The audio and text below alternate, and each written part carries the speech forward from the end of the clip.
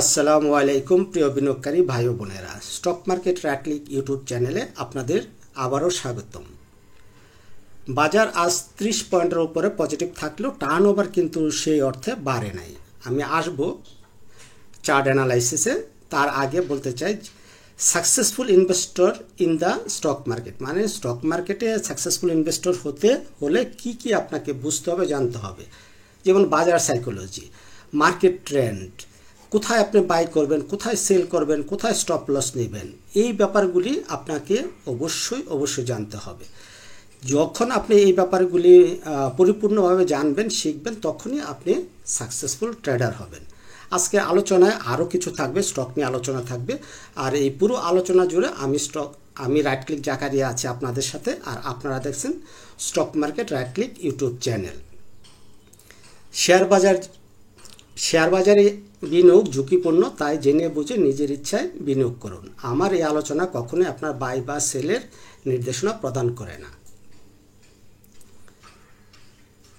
গত 29 তারিখে আমরা কথা বলছিলাম যে সেলস সেটআপ হিসেবে আমরা সমৃতা লেদারকে দেখাইছিলাম, জিকিউ বলপেনকে দেখাইছিলাম, ন্যাশনাল ফিড মিলকে দেখাইছিলাম এবং সিপাল দেখাইছিলাম। এই চারটাকে আমরা কি দেখাইছিলাম যে সেলস সেটআপ মানে এখানে প্রফিট টেকিং হচ্ছে। কোন ভিডিওতে? এই থাম্বনেলওয়ালা ভিডিওতে আমরা 29 তারিখে। আপনারা যারা এই ভিডিওটা দেখেন নাই, এই ভিডিওটা দেখবেন, দেখলে আপনারা অনেক কিছু ক্লিয়ার হবেন। এবং নতুনভাবে আমরা ডিসকাস করছিলাম এই একই ভিডিওতে সোনালী লাইফ নিয়ে, অ্যাক্টিভ ফাইন নিয়ে, হেডেলবার্গ সিমেন্ট নিয়ে, অ্যাটলাস বাংলা, এডিএনটেল। তাহলে আজকে মেবি এইগুলি মোটামুটি ভালো পজিশনে আছে। কয়টা আছে জানি না, আপনারা দেখবেন। এবং কোন জায়গায় এই শেয়ারগুলিতে এন্ট্রি নিলে কোথায় এন্ট্রি নিতে হবে, কোথায় এক্সিট নিতে হবে, এই ব্যাপারগুলি আলোচনা করা হয়েছে।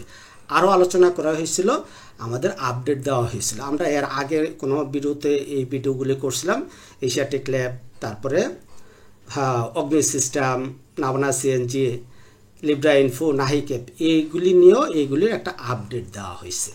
ঠিক আছে, তাহলে আপনারা এই ভিডিওটা দেখবেন।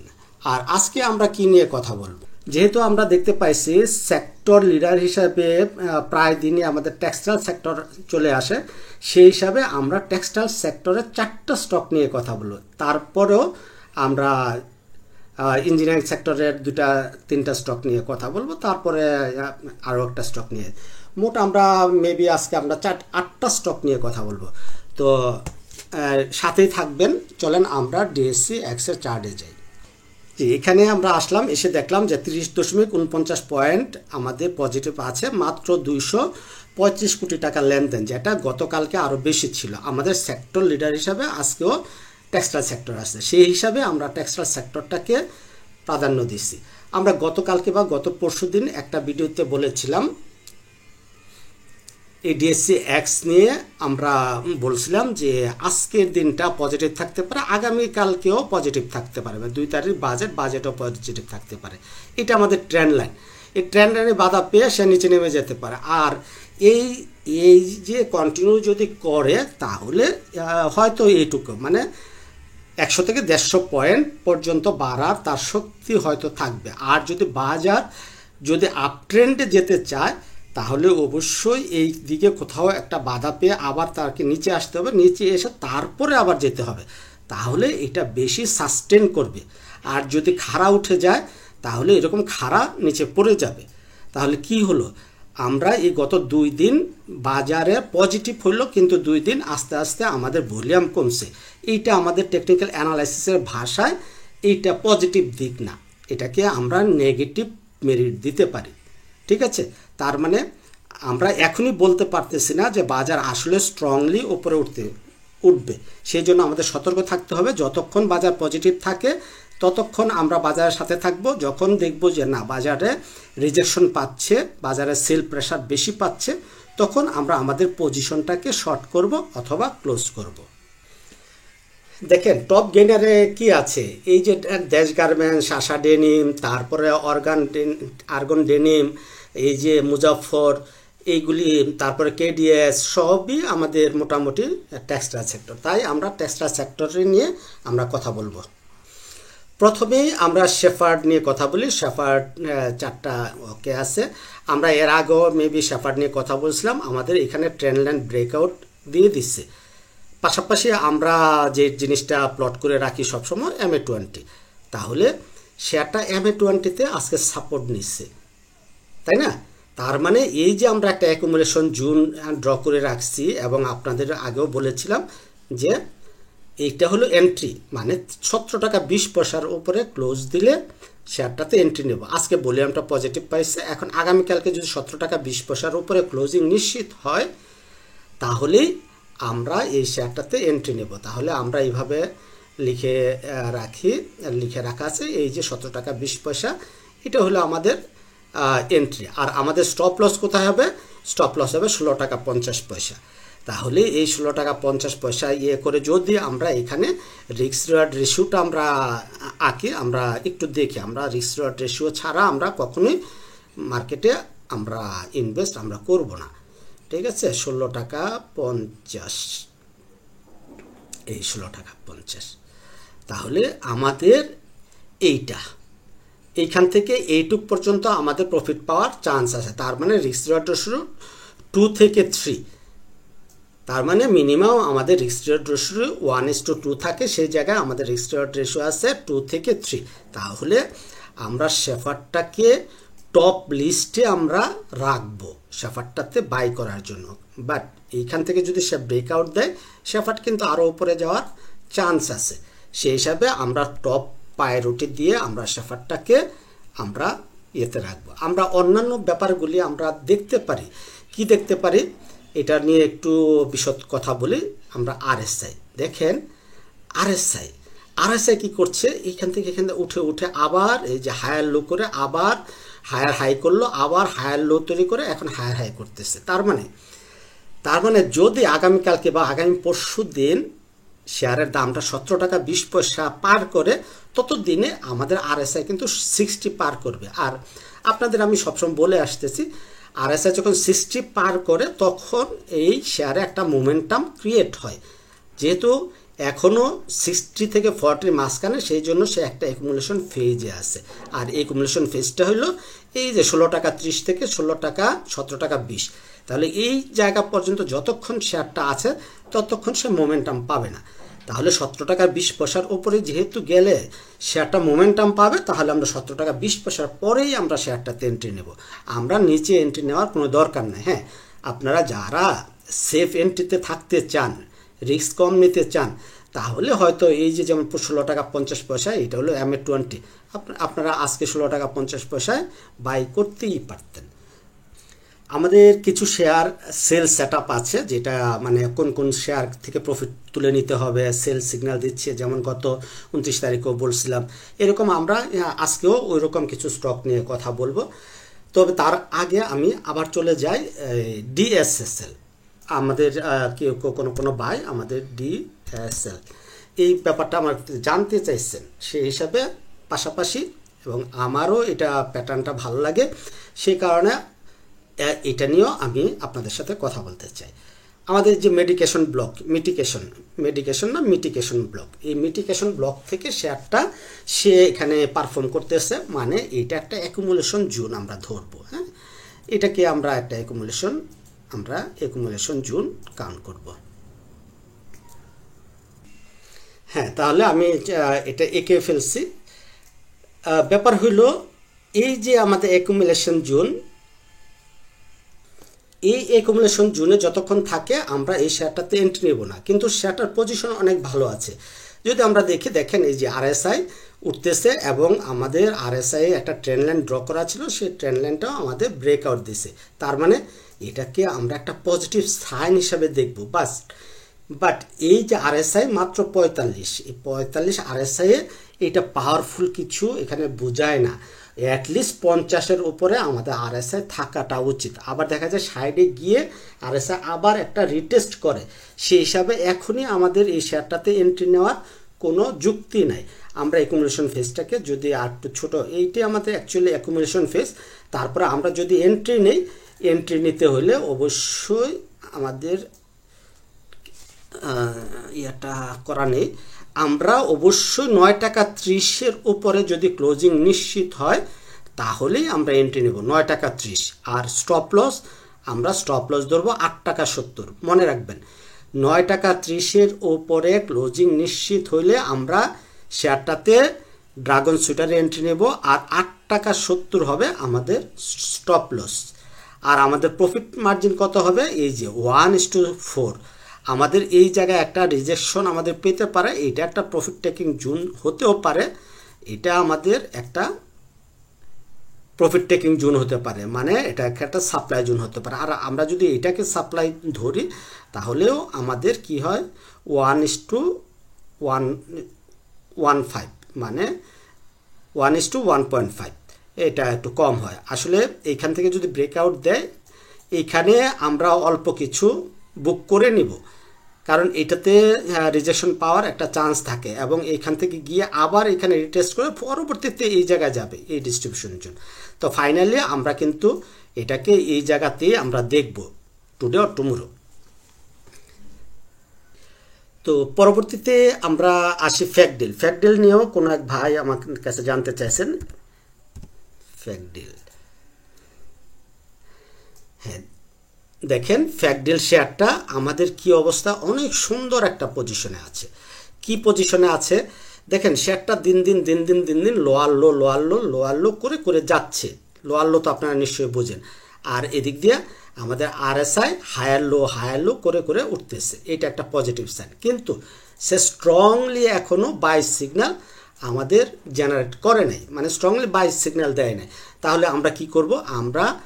আমরা এই জায়গাতে আমরা এন্ট্রি নিতে পারি। আমাদের এই যে এখানে আমরা লিখে রাখছি, যাতে করে আপনারা অনেক সময় দেন না, মানে বড় ভিডিও হলে থাকতে চান না, সেই কারণে আমাদের কিন্তু ট্রেন্ড লাইন ব্রেকআউট অলরেডি দিয়ে দিচ্ছে, আমি ড্র করে রাখছি আগে। আর যদি আমাদের এই যে 15 টাকার উপরে ক্লোজিং নিশ্চিত হয়, আজকে 14.80, তার মানে আর 20 পয়সা ক্লোজিং দিতে হবে। পাশাপাশি আমাদের অ্যাভারেজ ভলিউম 6 লাখের উপরে, 6,26,000 হলো 27,000 হলো অ্যাভারেজ ভলিউম, এবং এই অ্যাভারেজ ভলিউমটা যদি 6,27,28 মানে 6,30,000 উপরে ভলিউম পায় তাহলেই আমরা এই শেয়ারটাতে এন্ট্রি নিব। আর এই শেয়ারটাতে এন্ট্রি নিতে হলে আমাদের স্টপ লস আমরা কোথায় রাখবো? স্টপ লসটা 14 টাকা 20 পয়সা, এইটা আমাদের স্টপ লস 14 টাকা 20 পয়সা।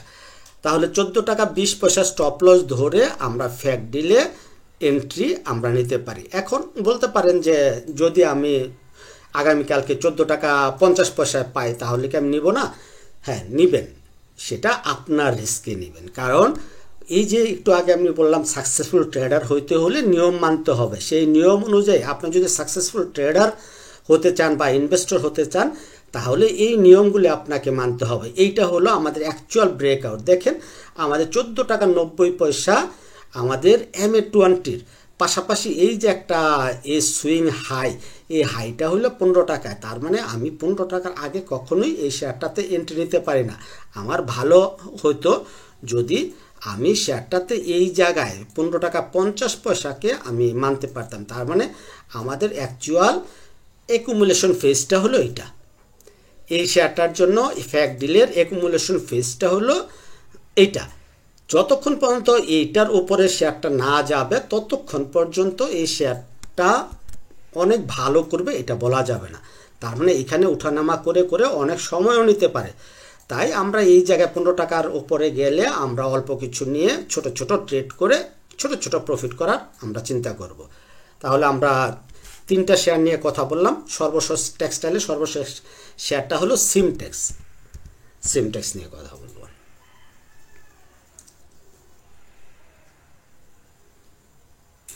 এই হলো আমাদের সিমটেক্সের চার্ট। সিমটেক্সের যদি আমরা অ্যাকুমুলেশন ফেজটা আমরা ড্র করতে চাই তাহলে আমাদের সিমটেক্সের অ্যাকুমুলেশন ফেজটা হলো এইটা, ঠিক আছে। এই ফেজে আমাদের অ্যাকুমুলেশন হবে। তার মানে আমরা MA20-র উপরে আমাদের প্রাইস আছে, তার মানে আমরা একটা বাই সিগন্যাল খুঁজতেই পারি। তাহলে বাই সিগন্যাল খুঁজতে হলে আমরা এখানে লেখা আছে বাই সিগন্যালটা এন্ট্রি 16 টাকা। এই হলো আমাদের 15 টাকা 80, 16 টাকা না, আসলে অ্যাকচুয়ালি 15 টাকা 80তেই আমরা এন্ট্রি নিতে পারি। তাও আমি একটু ওভার ইয়ার জন্য আমি 16 টাকাটা প্রিফার করছি। তার মানে 16 টাকার উপরে যদি আমাদের শেয়ারটা পারফর্ম করে তাহলে শেয়ারটাতে এন্ট্রি নেওয়া যায়। সেই ক্ষেত্রে স্টপ লস আমাদের এই সুইংটা হবে আমাদের স্টপ লস কত, 15 টাকা। ঠিক আছে, এই 15 টাকা স্টপ লস ধরে আমরা 15 টাকা না তো আমাদের 14 টাকা 90 পয়সা, 14 টাকা 90 পয়সা স্টপ লস ধরে আমরা এই শেয়ারটাতে এন্ট্রি নিতে পারি।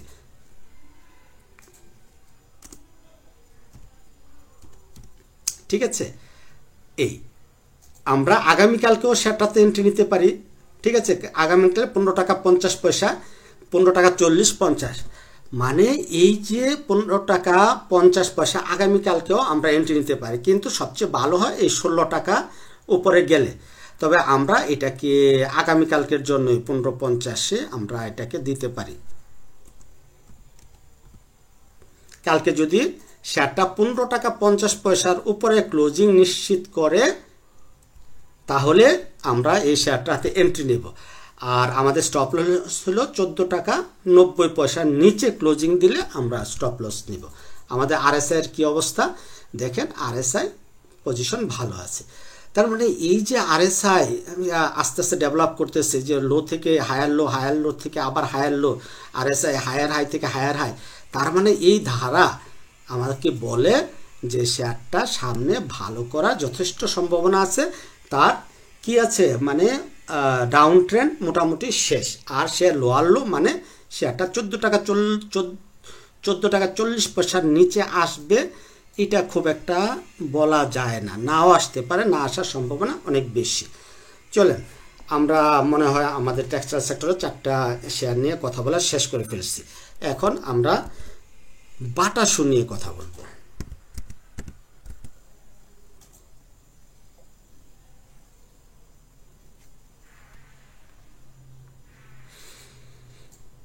বাটা শুনিয়ে জটপট কথা সারবো। এখানে আমার লেখা আছে, সব কিছু লেখা আছে। যেটা হলো এন্ট্রি আমরা করব অ্যাবভ ক্লোজ আরএসআই 60। তার মানে আমাদের প্রাইস ঠিক জায়গায় আছে, প্রাইস নিয়ে কোনো ডাউট নাই, কিন্তু আমাদের আরএসআইটা ডেভেলপ হয় নাই।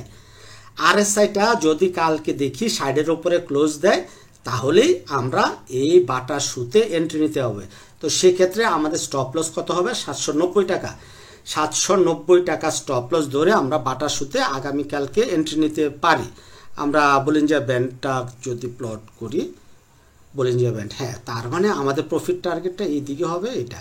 তার মানে এটা আমাদের আসলে জোন রিস্কি হয়ে যায়। তবে আমার মনে হয় যদি আরএসআইটা 60-এর উপরে পারফর্ম করতে পারে তাহলে এইখানে সে বাধা পাবে না, শেয়ারটা উঠে যাবে।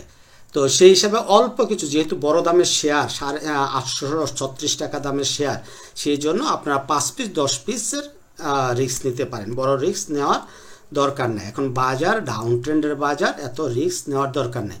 তার মানে 5 পিস 10 পিস নিয়ে আপনারা সেই রিস্কটা নিতে পারেন। পরবর্তীতে বিএসআরএম লিমিটেড, বিএসআরএম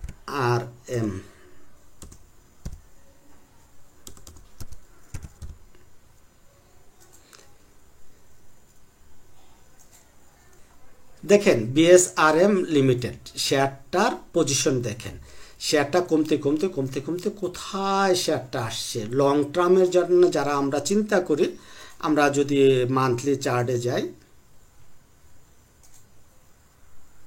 তাহলে দেখেন এই মান্থলি চার্টে সে অনেকটা নিচে। তো সেই হিসাবে মান্থলি চার্টে যদি আমরা আরএসআই দেখি, প্রাইস নিচে নামছে, আরএসআই উপরে উঠছে, তার মানে এইখানে সে একটা সাপোর্ট নেওয়ার চেষ্টা করতেছে। ঠিক আছে, সাপোর্ট নিয়ে সে উঠে যাবে, এটা উইকলি চার্ট। ঠিক আছে, সাপোর্ট নিয়ে সে উঠে যাবে। সেই হিসাবে আমরা কিছু এখানে এন্ট্রি নেওয়ার কথা আমরা ভাবতে পারি। সেই হিসাবে কি হিসাবে আমরা ডে চার্টে আসছি। ডে চার্টে আমরা যদি লং টার্মের চিন্তা, আমরা বিএসআরএমটাকে শর্ট টার্মের চিন্তা আমরা না করি, আমরা লং টার্মের চিন্তা, এইখানে হয়তো আমাদের ইনিশিয়াল একটা এন্ট্রি আমরা নিতে পারি। তারপরে আমরা যখন শেয়ারটা আরও নিচে নামবে তখন আমরা আবার এন্ট্রি নেব। এবং বিএসআরএম স্টিলও বিএসআরএম স্টিল নিয়ে আমরা একটা ডেডিকেটেড ভিডিও বানাইছি, সেখানে কিভাবে আমরা এন্ট্রি নিব সেই কথাটা বলা আছে। যেমন বিএসআরএম স্টিলটার কথা বলছিলাম যে 150 টাকার আশেপাশে, এই যে 150 টাকা থেকে 151 টাকা, এখানে হলো আমাদের প্রথম জোনটা। এই জোনে আমরা ফার্স্ট এন্ট্রি নিব, এটা বলছিলাম। এবং তার অ্যাকুমুলেশন ফিসটা এটা। এখান থেকে যখন নিচে আসবে তখন অন্য হিসাব, আমাদের ওই ভিডিওটা আপনারা দেখে আসবেন। তাহলে বিএসআরএম স্টিল, বিএসআরএম লিমিটেড দুইটাই আমাদের লং টার্মের জন্য এন্ট্রির জন্য আমাদের ওয়াচ লিস্টে থাকলো। তাহলে আমাদের কিছু শেয়ার আছে সেল সিগন্যাল দিচ্ছে, তো এই সেল সিগন্যালের শেয়ারগুলি দেখার আগে চলেন শেষ আরেকটা আফতাপটো শেয়ারটা দেখে আসি। আফতাপটো, এই যে আফতাপটো শেয়ারটা আমরা এন্ট্রি নিতে পারি। এন্ট্রি যদি নেই আমরা অবশ্যই আফতাপটো শেয়ারটা আমাদের MA20টা প্লট করি। MA20 সে পার করছে মুভিং অ্যাভারেজ আমরা এই যে এইখানে, তার মানে আজকে সে ব্রেকআউট দিয়েছে, বা আমরা এইটা আমাদের 26 টাকা 60 পয়সা, এইটাই হলো আমাদের এন্ট্রি পয়েন্ট। আগামীকালকে আমরা ছোট করে অল্প করে একটা এন্ট্রি আমরা নিতে পারি। তাহলে আমাদের স্টপ লস আমরা এই সুইংটার নিচে আমরা স্টপ লস রাখবো কত, 24 টাকা 60 পয়সা। 24 টাকা 60 পয়সা, 24 টাকা 60 পয়সা আমরা স্টপ লস ধরে আগামীকালকে অল্প কিছু শেয়ার আমরা এটাতে বাই করব। এটাতে বাই করলে কি হবে, আমাদের প্রফিট করার সম্ভাবনা অনেক বেশি। আমরা শেফার্ডের কথা বলছিলাম, শেফার্ডের পরে দ্বিতীয় প্রায়োরিটি আমাদের এইটা আমরা রাখবো। আমাদের আর ভলিউম দেখেন গ্র্যাজুয়ালি ভলিউম বাড়তেছে, সেই হিসাবে পাশাপাশি আমাদের আরএসআইও দেখেন লো থেকে হায়ার লো করে শেয়ার উঠতেছে। তার মানে এই শেয়ারটাও আমাদের প্রফিট দিতে প্রস্তুত আছে। এই হলো আমাদের ব্যাপার। এখন আমরা সেল সেটআপ কোন শেয়ারগুলিতে দিচ্ছে এই নিয়ে আমরা কথা বলি। প্রথমে আসছে আমাদের মিডল্যান্ড ব্যাংক।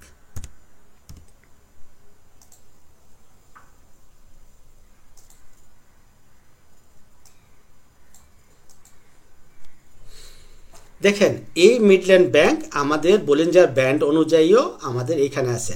আমরা এর আগে মিডল্যান্ড ব্যাংক নিয়ে কথা বলছিলাম যে এইখানে গিয়ে সে আবার এখানে আসার সুযোগ আছে, মানে একটা ডাউন ট্রেন্ড আসার সুযোগ আছে, এবং এখনও সেটা ভ্যালিড। আমাদের সাপ্লাই ব্লকটা হলো এটা আমাদের, এটা হলো আমাদের সেল সেটআপ।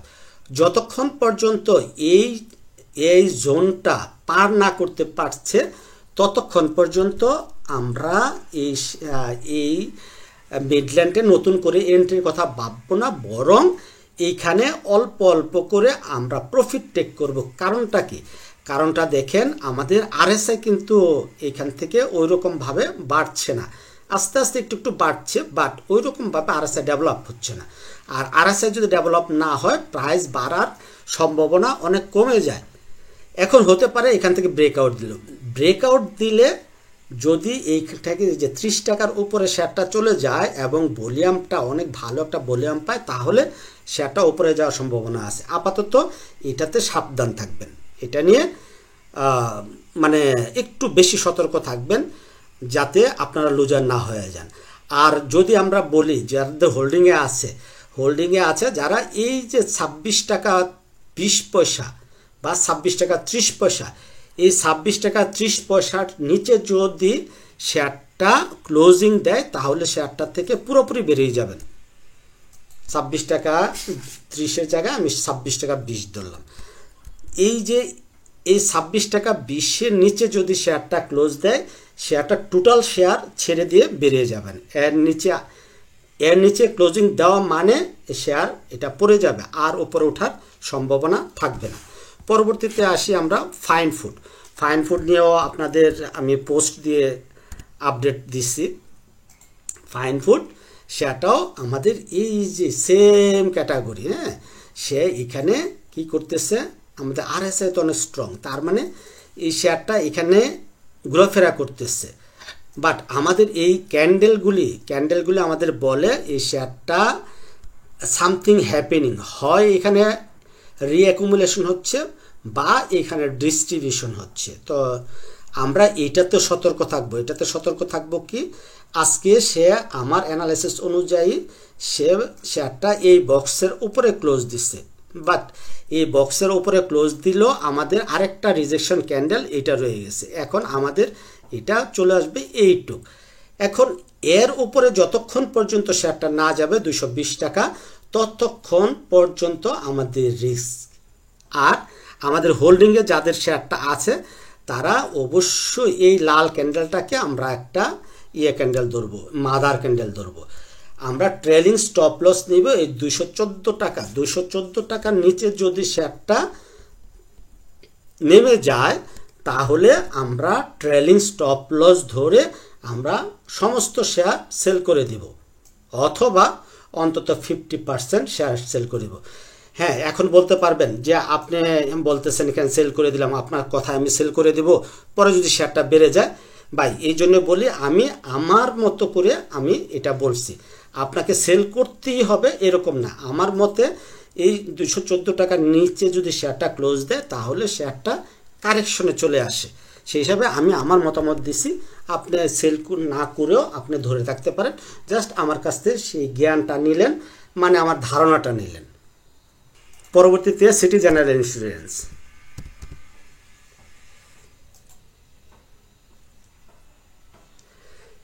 হ্যাঁ, এই যে সিটি জেনারেল ইন্স্যুরেন্স আমি আপনাদেরকে আগে বলছি যে ট্রেলিং স্টপ লস হলো এই টাকা, এইটা এই যে 38 টাকা 60 পয়সা, মানে 38 টাকা 50 পয়সা শেয়ারটা এখনও যে জায়গায় আছে এই জোনে আছে। শেয়ারটা যদি এই 43 টাকা 40 পয়সার উপরে পারফর্ম করতে পারে তাহলে শেয়ারটা ভালো পারফর্ম করবে। আর যদি না যেতে পারে তাহলে এই যে হারামি প্যাটার্ন, এই হারামি প্যাটার্ন অনুযায়ী এই যে এই 38 টাকা 60 পয়সার নিচে ক্লোজ দিলে শেয়ারটা কারেকশন হয়ে যাবে। তাই আপনি সতর্ক থাকবেন।